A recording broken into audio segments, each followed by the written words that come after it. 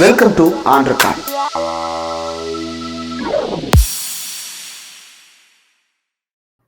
Welcome to ஆண்ட்ரகான். இன்றைக்கு நம்மோடு நேர்காணலுக்காக சிறப்பு விருந்தினராக மூத்த பத்திரிகையாளர் திரு தராசி ஷியாம் அவர்கள் இணைந்திருக்கிறார். அவர்கள் பேசலாம். சார் வணக்கம். சார் வணக்கம் இந்திரகுமார். இன்றைக்கு நம்ம வெவ்வேறு விஷயங்களை பேசலாம் திட்டமிட்டிருந்தோம். ஆனா மன்மோகன் சிங் அவர்களுடைய இறப்பு செய்தி நேற்று இரவு 9:51 வெளியாகி இருக்கிறது. நாடு முழுவதும் பல்வேறு கட்சிகள் சார்பாக நடைபெறவிருந்த நிகழ்ச்சிகள் அனைத்தும் ஒத்திவைக்கப்பட்டிருக்கிறது. முதலமைச்சர் நேரில் சென்று அஞ்சலி செலுத்துவதற்காக இங்கிருந்து புறப்பட்டிருக்கிறார். மன்மோகன் சிங் 92 வயதில் மரணம். 91 ராஜ்யசபாவுக்கு வந்தவர். இப்போது வரைக்கும் கடந்த சில மாதங்களுக்கு முன்பு வரைக்கும் அவர் ராஜ்யசபா உறுப்பினராக தொடர்ந்து கொண்டிருந்தார். மன்மோகன் சிங்குடைய கான்ட்ரிபியூஷன் இதை எப்படி பாக்குறீங்க சார்? மன்மோகன் சிங் இரங்கல், அவரது மரணத்துக்கான ஆழ்ந்த இரங்கல், இதெல்லாம் தாண்டி அவர் வாழ்க்கையிலிருந்து நம்ம எல்லாரும் கத்துக்க வேண்டிய ஒரு பாடம் இருக்கு. என்னன்னா ஹம்பிள்னஸ், பணிவு. அண்ணாமலை உள்ளிட்ட அரசியல் தலைவர்களுக்கும் அது பொருந்தும் தான் நான் நினைக்கிறேன். அரசியல் உயர்வுக்கு பேக்ரவுண்ட் ரீசன் கிடையாதுங்க, நம்ம குடிப்பிறப்பு ரீசன் கிடையாது. அது எல்லாருக்கும் தெரியும். மன்மோகன் சிங் ஒரு அன்றைய வெஸ்ட் பாகிஸ்தான்ல இருந்து வந்தவர். நீங்க பஞ்சாப்ல நான் பணியாற்றியவன் என்ற முறையில அந்த பகுதி எனக்கு நல்லா தெரியும். ஓகே. பாகிஸ்தான் பிரிச்சு பஞ்சாப்ல ஒரு துண்டை எடுத்தாலும் அங்க இருந்து இங்க ஜனங்க, ஆக்சுவலா நான் என்னோட ஸ்பிக் நிறுவனத்தின் சார்பாக ஒரு வேளாண்மை அலுவலராக தான் அங்க போனேன். ஓகே சார், என்னோட ஹெட் குவார்டர்ஸ் அதுல இருந்து கொஞ்சம் தள்ளி ஒரு 40-50 கிலோமீட்டர்ல டரன்ங்கிற ஊர் வரும். அந்த ஊர்ல பெரிய அளவுக்கு உரம் வியாபாரம் ஆகும். ஆனா நிலமே கிடையாது. நிலமே இல்லாம எப்படி இவ்வளவு உரம் விற்குதுன்னு பார்க்க போகும்போது பாகிஸ்தான் பார்டர்ல இருந்து இங்க உள்ள உரம் வாங்கிட்டு போவாங்க. இப்படியான ஒரு பகுதி அந்த பகுதி. அங்க பிறந்து வளர்ந்து அதே அமிர்தசரஸ்ல கல்வி கற்று ஆக்ஸ்போர்டு வரைக்கும் போய் பெரிய அளவுக்கான ஒரு சீர்திருத்தவாதியாக இந்திய பொருளாதாரத்தை சாட்டையை கொண்டு உயர்த்தியவர். சாட்டையை கொண்டு பலரும் பல விஷயங்களை உணர்த்த முயற்சிக்கிறாங்க. ஆனா உண்மையாகவே மன்மோகன் சிங் தான் சாட்டையை கொண்டு இந்திய பொருளாதாரத்தை உயர்த்தியவர். அவரோட தங்க நாற்கர சாலை இல்லைன்னா இன்னைக்கு நம்ம டிராவல் கிடையாது. ரைட் டு இன்ஃபர்மேஷன் ஆக்ட் இல்லை அப்படின்னா இன்னைக்கு இருக்கிற நமக்கு தகவல் அறிவு உரிமை சட்டம் கிடையாது. 100 நாள் வேலை வாய்ப்பு திட்டம், எத்தனையோ சாதனைகள். இத்தனைக்கும் அவர் ஒரு மக்களால் நேரடியாக தேர்ந்தெடுக்கப்பட்ட ஒரு அரசியல்வாதி இல்லை. அவர் எப்படி சார் இவ்வளவு ப்ராமினன்ஸ் பெறாரு? ஒரு லண்டன் ஸ்கூல் ஆஃப் எக்கனாமிக்ஸ்ல போய் எக்கனாமிக்ஸ் படிச்சுட்டு வர்றாரு. டெல்லி ஸ்கூல் ஆஃப் எக்கனாமிக்ஸ்ல ஒரு ப்ரொஃபஸரா இருந்தவர். ஆனா இந்தியாவினுடைய அத்தனை முக்கிய பொறுப்புகளையும் அவர் வகித்திருக்கிறார் அப்படின்றது எப்படி அவர் கவனிக்கப்பட்டார், யாரால கொண்டு வரப்பட்டார் அப்படின்றது ரொம்ப ஆச்சரியமா இருக்கு சார். ஏன்னா திட்டக்குழுவின் துணைத் தலைவராக இருந்திருக்கிறாரு, ஆர்பிஐ கவர்னரா இருந்திருக்கிறாரு, இந்தியாவின் பல்வேறு அமைச்சகங்களுடைய எக்கனாமிக் அட்வைசரா இருந்திருக்கிறாரு. இந்த பெரிய டிராவல் எப்படி சாத்தியப்பட்டது? அதுக்கப்புறம் எப்படி அவர் பிரதமரா உள்ள வர்றாரு சார்? திட்டக்குழுவின் துணைத் தலைவராக அவர் இருந்த போது இங்க எம்ஜிஆர் முதலமைச்சர்.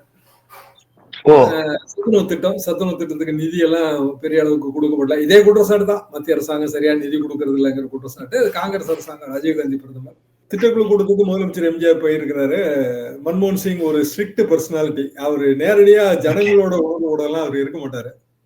இவரு கேட்கும்போது நீங்க பாட்டுக்கு திட்டத்தை அறிவிச்சிருவீங்க, நாங்க எப்படி நிதி கொடுக்க முடியும்னு கொஞ்சம் அவர் சாப்பிட்டோன்னு தான் சொல்லியிருக்காரு. எம்ஜிஆர் அதுல கொஞ்சம் அஃபண்ட் ஆயிட்டாரு.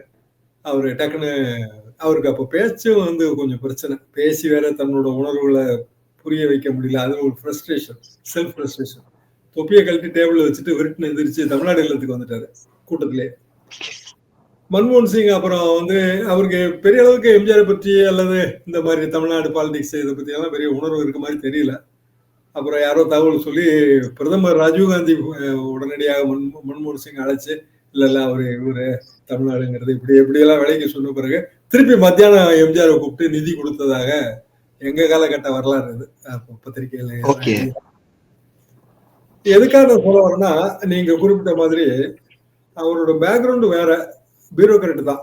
ஏன்னா ஒரு ரிசர்வ் பேங்க் கவர்னரா இல்ல சென்ட்ரல் பிளானிங் கமிஷனோட துணைத் தலைவரா இருக்கும்போது அது ஒரு ஸ்ட்ரிக்ட் போஸ்ட் தான், ஒரு கண்டிப்பும் கராரும் காட்டக்கூடிய ஒரு பதவி. ஆனா பிரைம் மினிஸ்டர் என்பது அது வேற மாதிரியான ஒரு பதவி.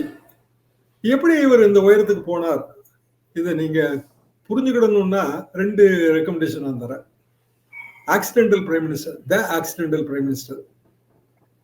இது வந்து அவர்கிட்டயே உதவி ஒரு மீடியா அட்வைசரா இருந்தவர் எழுதுன ஒரு நூல். அது ஜீல வந்து வெப் படமாவும் இருக்கு அவைலபிள். இன்னைக்கு நீங்க பார்க்கலாம். த ஆக்சிடென்டல் பிரைம் மினிஸ்டர். மன்மோகன் சிங்கோட அவர் அந்த எலிவேஷனை எப்படி அடைஞ்சாரு, அதுக்கு பிறகு அந்த எலிவேஷனை அவர் எப்படி தக்க வச்சுக்கிட்டாருங்கிறது. அதாவது எலிவேஷன் இதெல்லாம் வந்துருது ஒரு விபத்தால் வந்தது மாதிரி. சோனியா காந்தி பிரதமராக கூட பெரிய எதிர்ப்பு இருந்தது. சுஷ்மா ஸ்வராஜ் எல்லாம் பெரிய போர்க்கொடி பிடிச்சாங்க. சோனியா காந்தி வேண்டான்னு முடிவு பண்ணிட்டு அவங்க தேர்ந்தெடுத்தது, பலரும் வந்து நம்மளை தேர்ந்தெடுப்பாங்க அப்படின்னு அவங்க நம்பிட்டு இருந்தாங்க. பிரணாப் முகர்ஜி உட்பட பலரும் நம்பிட்டு இருந்தாங்க. தேர்ந்தெடுத்தது மன்மோகன் சிங்க. தேர்ந்தெடுத்தது காரணம் என்னவா, இவர் சாஃப்ட் நேச்சர்ட் பர்சன், நம்ம சொல்றத கேட்பாரு, கை கடக்கம், இப்படித்தானே நினைச்சிருப்பாங்க. நிச்சயமா இல்லங்கிறது அவர் ப்ரூவ் பண்ணாருங்கிறது தான் பெரிய விஷயம். அவர் தனியான தனக்கு தனி சிந்தனை இருக்குதுங்கிறத அவர் ப்ரூவ் பண்ணாரு. ப்ரூவ் பண்ண பிறகு அடுத்த தேர்தல் 2009 தேர்தல்ல சோனியா காந்தி அம்மையார் மன்மோகன் சிங் தான் மீண்டும் பிரதமர்னு சொல்றதுக்கு தயங்கினாங்க. இது வரலாறு, அந்த அந்த புக்ல தெளிவாகவே எழுதியிருப்பாங்க. ஆனாலும் அவங்களுக்கு வேற வழி இல்லை. மன்மோகன் சிங் பேனர்ல தான் அடுத்த தேர்தலில் சந்திக்கணுங்கிற நிலைமை வரும்போது மன்மோகன் சிங் பிரதமர் தான் வந்து 2009 UPA 2 வெற்றி பெற்றது. அப்போ எது பெரிய விஷயம், ஆக்சிடென்டல் பிரைம் மினிஸ்டர் ஆயிட்டாரு, அது ஓகே.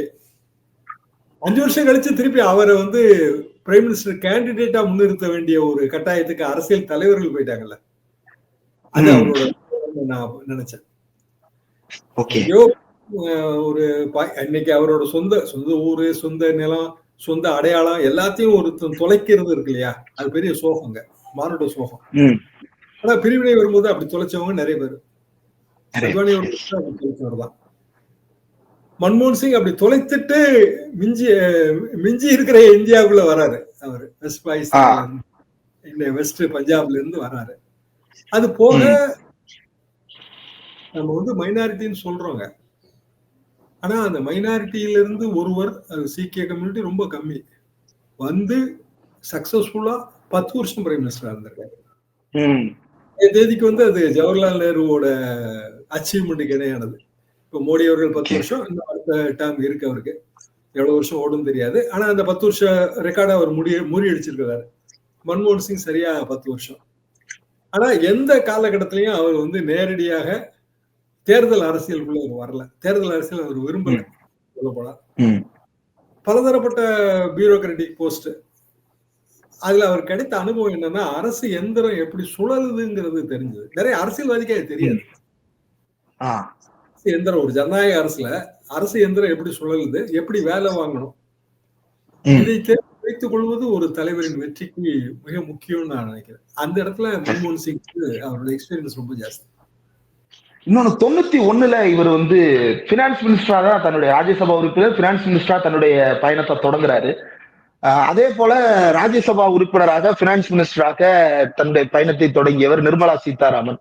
இந்த 2 பினான்ஸ் மினிஸ்டர் பற்றிய ஒப்பீடும் இப்போது சமூக வலைதளங்கள்ல போயிட்டு இருக்கு. நீங்க அந்த ஒப்பீட்டை எப்படி பாக்குறீங்க சார்? மன்மோகன் சிங்க நீங்க சந்தித்திருக்கீங்களா அல்லது அவருடைய நிகழ்ச்சிகளை நீங்க நேர்ல பாத்திருக்கீங்களா? இல்ல, அவரோட எங்களுக்கான அந்த அப்படியான தொடர்புகள் கிடையாது. மன்மோகன் சிங் அரசியல் என்பது 91, அதாவது ராஜீவ்காந்தி மரணம், அது இங்க ஸ்ரீபெரும்புதூர் நடந்தது, அது எங்களோட நேரடி பார்வை. அதுக்கு பிறகு திரும்ப சோனியா காந்தி அவர்கள் இங்க வந்த போது எங்களை கூப்பிட்டு பல விஷயங்கள் பேசினாங்க. அவரோட புகைப்படங்கள் எடுத்துக்கொண்டோம். இப்படித்தான் எங்களோட தொடர்பு இருந்தது. ராஜீவ்காந்தி மெமோரியல் அவார்டு நானும் அப்போலோ ஹாஸ்பிட்டல் பிரதாப் ரெட்டியும் ஷேர் பண்ணிக்கிட்டோம். ஒரே அவார்டு கிடைச்சது. இது எல்லாமே 93 காலகட்ட வரலாறு. அப்போ அவர் ஃபைனான்ஸ் மினிஸ்டர், ஆனா எங்களுக்கு நேரடி தொடர்பு கிடையாது. அவர் அந்த பொது வழிக்கு வரவே இல்லைங்கிறது தான் உண்மை. ஆனா மன்மோகன் சிங்கோட தேர்வு, நரசிம்மராவ் மன்மோகன் சிங் தேர்வு செய்தது செகண்ட் சாய்ஸ் தான், ஃபர்ஸ்ட் சாய்ஸ் வேற. அவரு அப்ப இருந்த நம்மளோட பொருளாதார நெருக்கடியில அவர் ஒத்துக்கிடல. அப்புறம் மன்மோகன் சிங் செகண்ட் சாய்ஸ். மன்மோகன் சிங் வந்து ஹெசிடேஷன் இல்லாம ஒத்துக்கிட்டாரு. அதாவது அவரோட அந்த அந்த அளவுக்கான தன் திறமை மீது அவருக்கு இருக்கிற நம்பிக்கை எதுன்னா, ரொம்ப வீழ்ச்சியாக இருக்கிற ஒரு பொருளாதாரத்தை தனது பொருளாதார அறிவால் மேம்படுத்த முடியுங்கிற அந்த நம்பிக்கை தான். ஏன்னா அவரோட கூட ஒரு எக்ஸ்பீரியன்ஸ் பர்சன் அதுக்குள்ள வர விரும்பல. இந்த கடினமான நேரத்துல ஃபைனான்ஸ் மினிஸ்டராக விரும்பல. ஆனா இவர் அந்த வேற நபர் யார் சார்? அது எனக்கு எக்ஸாக்டா அந்த பேர் மறந்துருச்சுங்க. இவர் செகண்ட் சாய்ஸ். அந்த படத்துல வந்து அது ரொம்ப தெளிவா இருக்கு. புக்லயும் இருக்கு. புக் என்கிட்ட இருக்கு. அதுலயும் தெளிவாக இருக்கு. ஆனா அவரு ஒரு ஃபேமஸ் ஃபிகர் தான். அந்த காலகட்டத்துல ஒரு பெரிய பொருளாதார மேதை தான். அப்போ மன்மோகன் சிங் இந்திய பொருளாதாரம் லிபரலைஸ் ஆனதோட தந்தை. அதுல சந்தேகம் கிடையாது. லிபரலைசேஷன் பற்றி மாற்று கருத்துகளும் இருக்கு. அதையும் இந்த இடத்துல நம்ம சொல்லணும். நம்ம போட்ட சர்வதேச ஒப்பந்தங்கள், வர்த்தக ஒப்பந்தங்கள் இதெல்லாம் வந்து ஒரு வகையில நம்ம நலன்களை பாதிச்சிருக்குங்கிற ஒரு விஷயமும் முன்னெடுத்து வைக்கப்படும். ஆனா குளோபல் எக்கானமி வந்து டெக்னாலஜி ஓரியன்டட். அது டெக்னாலஜி வளர்ந்ததுல எக்கானமி வந்து குளோபலா இணைஞ்சிருச்சு. இப்ப நம்ம இன்றைக்கு பார்க்கிற பல விஷயங்கள், ஒரு பேங்க்ல இருந்து பணம் போட்டு விடுறதுங்கிறது ஒரு காலகட்டத்தில் எவ்வளவு கஷ்டங்கிறது எல்லாருக்கும் தெரியும். என்னோட ஸ்டூடெண்ட் டேஸ்லாம் மணி ஆர்டர்ல வந்தா தான் உண்டு. மணி ஆர்டர் வர்ற வரைக்கும் காத்திருப்போம். இன்னும் சொல்லப்போனா பக்கத்து ரூம்ல மணி ஆர்டர் கொடுக்கறதுக்கு வரும்போது நம்ம ரூமுக்கு வரப்போறான்னு ரொம்ப ஆவலா இருப்போம். ஆனா நம்ம ரூமுக்கு வராம அடுத்த ரூமுக்கு போயிடுவோம். இன்னைக்கு மணி ஆர்டர் வரலையா அப்படின்னு ரொம்ப சோகமாயிரும். ஒரு மகிழ்ச்சியா இருக்கும். சரி பக்கத்து ரூம்ல இருக்கோம், நம்ம நண்பன் தானே, அவனுக்கு தான் மணி ஆர்டர் வந்துருச்சு இல்ல, அவன்கிட்ட 2 ரூபா கடன் வாங்கிக்குவோம்னு ஒரு மகிழ்ச்சியும் இருக்கும். இதெல்லாம் ஒரு காலகட்டம். இன்றைக்கு வந்து பணங்கிறது டிரான்ஸ்ஃபருங்கிறது ரொம்ப ஈஸி. இதெல்லாம் ஏதோ ஒரு காலகட்டத்துல இதுக்கான அடித்தளம் இடப்பட்டது இல்லையா, அதுதான் ரொம்ப முக்கியம். அடித்தளம் யார்? மன்மோகன் சிங் தான். மாற்றுக்கிறது இல்லை. படிப்படியான அதன் வளர்ச்சி இன்னைக்கு நம்ம அனுபவிக்கிறோம். இப்ப ஆதார் இவ்வளவு பெரிய அளவுக்கு ஆதார் வளர்த்திருக்கிறோம். மன்மோகன் சிங் தான் அதுக்கான அடித்தளம் இட்டவர். பல குறைகள் இருந்தன, அதெல்லாம் நிவர்த்தி செய்தாரு. அப்படி கொஞ்சம் கொஞ்சமா டெவலப் ஆச்சு. இன்னைக்கு ஆதாரை வந்து நம்ம டோட்டலா இந்தியன் ஐடென்டிட்டியா பயன்படுத்துறோம். அது போக ஆதார் இருக்கிறதுனாலதான் நம்ம இன்னைக்கு தொலைபேசி மூலமாக, கைபேசி மூலமாக அனுப்புகிற மணி டிரான்ஸ்பர் எல்லாம் சாத்தியமாச்சு. ஏன்னா லிங்கிங் வெரி இம்பார்ட்டன்ட். நம்ம பேங்க் அக்கௌண்டோட எதை லிங்க் பண்ணணும், அது லிங்க் பண்றதுக்கான நடுவுல இருக்கிற விஷயம் எது, அதெல்லாம் வந்து அவரோட காலகட்டம். அதே மாதிரி இணைப்பு, டெக்னாலஜி இணைப்பு மட்டும் இல்ல, நாட்டோட எல்லா பகுதிகளும் ஒன்றோட ஒன்று இணைஞ்சிருக்கணும். அதான் தங்க நகர சாலை டோட்டல் கான்செப்ட். பெரிய அளவுக்கு வளர்த்தெடுத்தது வாஜ்பாய் அவர்கள். அதனால வாஜ்பாய்னு சொல்லும்போது எல்லாருக்கும் தங்க நகர சாலை வரும். ஆனா அதுக்கான அடித்தளம் இட்டது வந்து டாக்டர் மன்மோகன் சிங். மன்னிக்கணும், அது அடித்தளம் இட்டது வந்து வாஜ்பாய் அவர்கள். 96, 98 காலகட்டம். 2001 வரைக்கும் அது ஓடிச்சு, கார்கில் போர் வரைக்கும். 2004 UPA 1 வரும்போது அது மேலும் வளர்த்து எடுத்தாங்க. அப்போ மன்மோகன் சிங் எதற்காக நினைவு கூறப்பட வேண்டும்னா, நான் 2 விஷயம் தான் பார்ப்பேன். ஒண்ணு பொலிட்டிக்கல் ஜெனியூனிட்டி, அரசியல் ரீதியாக மக்களுக்கு நன்மை செய்யணும்னு ஜெனியூனா நினைத்த தலைவர்கள் அந்த வரிசையில் அவர் இருக்காரு. 2வது அந்த humility and simplicity. Very simple person, very humble person. History will be kind to மீன்னு அதனாலதான் அவர் சொல்றாரு. இன்னைக்கு நீங்க என் பேர்ல வந்து அன்பு செலுத்தல, அனுதாபம் காட்டல, ஆனா எதிர்கால வரலாறு வந்து என் மீது அன்பு காட்டும்னு சொல்றாரு. அது உண்மைன்னு தான் நான். இவ்வளவு நேரம் ஒதுக்கி இந்த நேர்காணல் தந்ததற்கு மிக்க நன்றி சார்.